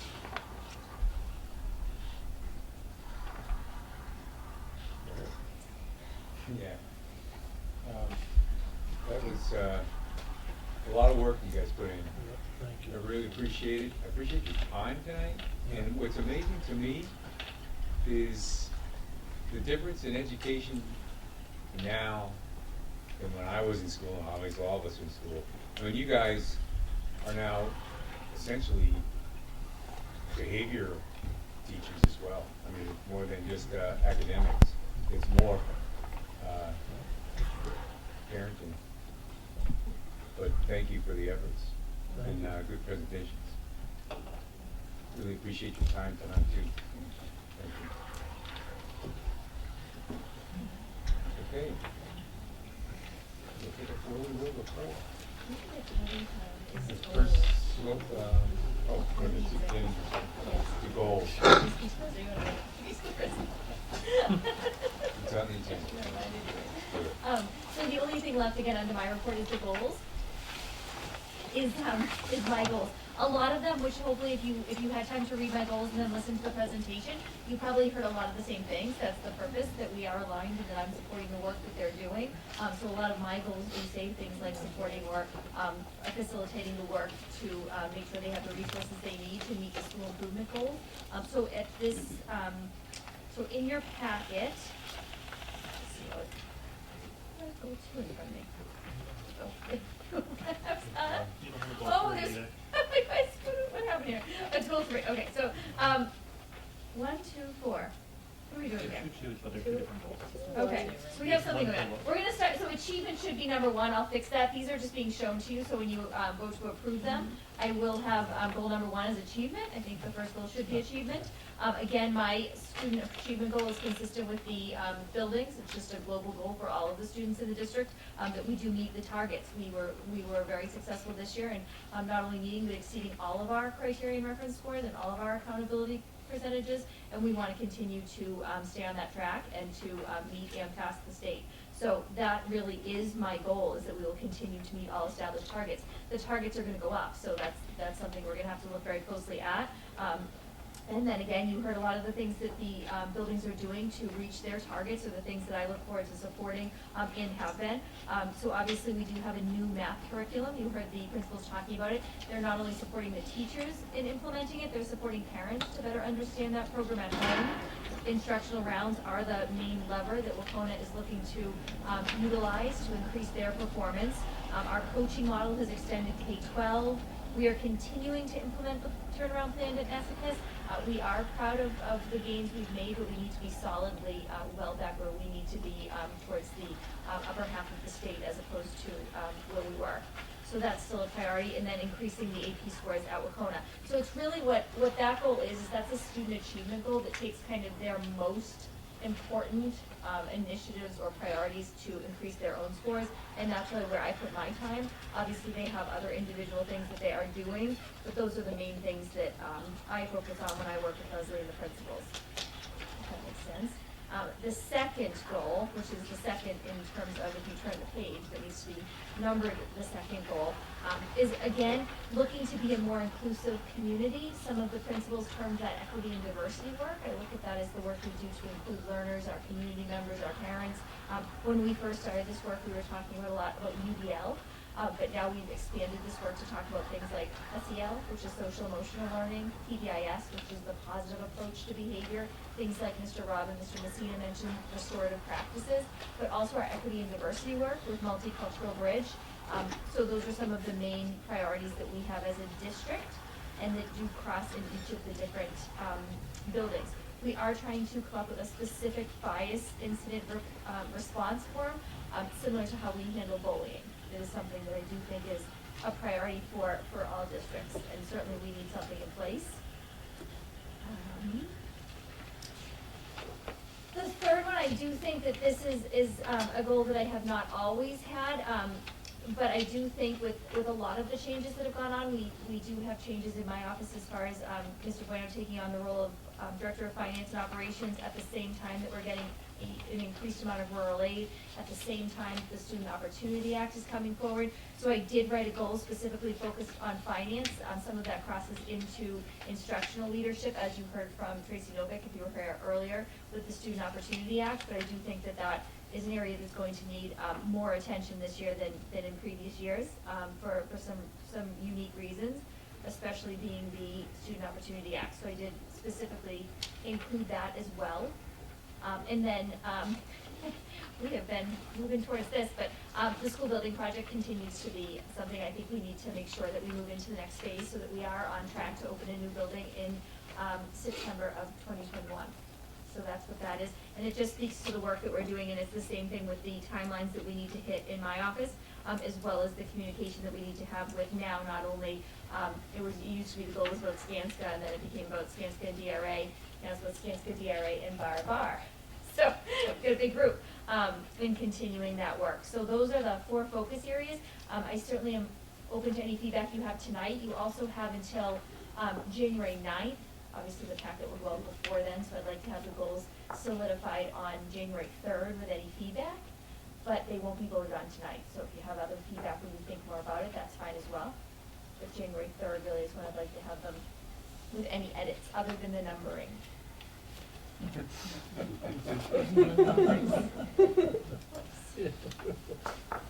Okay, any discussion on those A questions? couple of years ago, we had a goal on sharing, and at that time, it was because of Berkshire Education Task Force that was promoting this, and it was looking like we were being forced into it almost. And I think we benefited from that to an extent. I think there's room to benefit from that further, in terms of opportunities for students and cost savings and just the breadth of our, particularly high school, but not more than that. So I would like to see a goal on sharing, but I am not concerned that has to happen, but one might think about that. Whether, I mean, we did benefit, I think we did benefit from the one opportunity that we identified, but I think there are others out there, and we should be receptive to anything that we see in another district or another school. I think that makes sense. I can actually add that under goal 2, soon to be 3, as more explicit, because the rural aid workbook does require that we identify ways we're exploring efficiencies anyways. So I'll just make it a key action as opposed to being kind of embedded in that. Yeah, efficiency is a key part of it, but it's bigger than that. I'll add something for you to look at in key actions under the goal on finance. Yeah. That Okay. works. We do have some more options. We have our tech shared services agreement, but I think there are other options we can look Yeah, into. I was thinking of, Yes, it is, this, maybe, foreign languages or something, I will add it. We did talk a little bit about the goals in policy, because one of the things we brought up was the strategic plan. Superintendent Casman's goals are supposed to be tied to the strategic plan. Yeah. I mean, the strategic plan is supposed to lead to the goals. In the strategic plan, there is a thing about the shared services, and do you still have these? Hey, Dick? Okay, all right, I didn't know if he was leaving or not. Yeah, okay, sorry. So anyways, I was just panicking there for a second, because we do have a vote. Anyway. We do still have a quorum. Yeah. Good, okay, so one of the things they brought up was the strategic plan and its relative to her goals. They need to be tied together, that's the point of it, and, we are, EHR for her and setting her goals. And now this new Chapter 70 with this 3-year plan, I think we need to put some work around those goals and review that. But to your point, shared services is part of our strategic plan, it's in there. So it should still be part of the goal somewhere, but it's part of our strategic plan. There's also other things in the strategic plan that aren't reflected in the goals as well. So we need to kind of marry these, together, and especially with this 3-year plan coming up. So I think there's some work that goes in, and we talked a little bit about where that belongs, but I think we need to address that in one of the committees, curriculum, policy, finance. I don't really know, but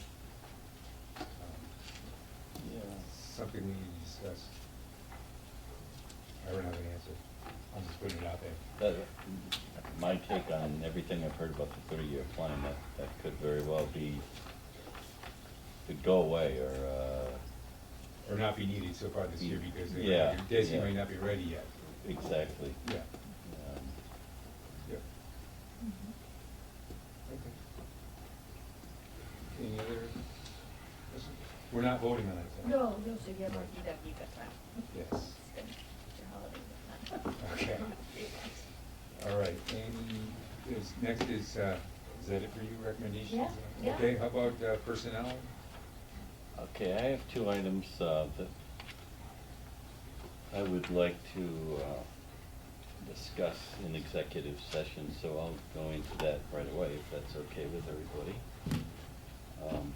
Be it resolved that the Central Berkshire Regional School Committee goes into executive session at 8:54 in accordance with Mass General Law, Chapter 30. So we still have to vote on the issues in personnel.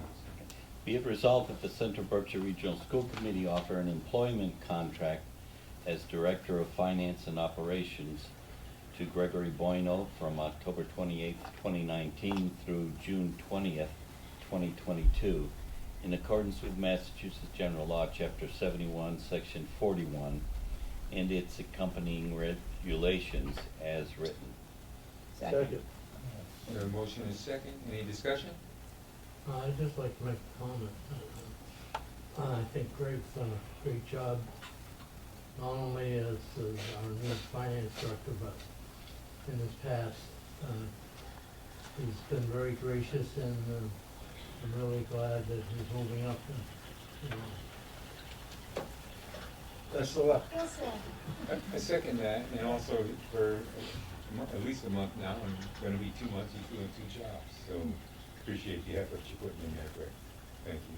While on vacation at a wedding. All right, any other discussion? All in favor? Aye. Aye. Any opposed? Abstentions?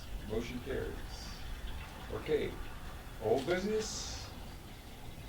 New business? I have a remark. Remark for the good of the committee.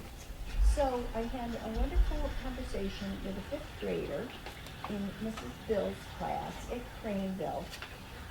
She was at the agency that I work for, Other Services in Portage County, because her project is to do a fundraiser to support the home delivered Meals on Wheels project, which delivers home delivered meals to elders in their homes. And I had a nice chat with her mother, and I told her that I was going to, with her permission, I was going to recognize her tonight. And she was very excited. She gave me a high five and a hug. And what really put the frosting on the cake was she shared with me that she has independently taken up the study of cursive. And so I just wanted to say that this was her idea, and she just made me laugh. So once again, it's always nice to be able to recognize our students and their initiative to do, in this case, an intergenerational support. So I just wanted to recognize this young lady, and she knows that I'm going to say it tonight. Miss Bill's class always, every year, does the fundraising activity, and this year I heard that they raised $10,000 in total for different charities.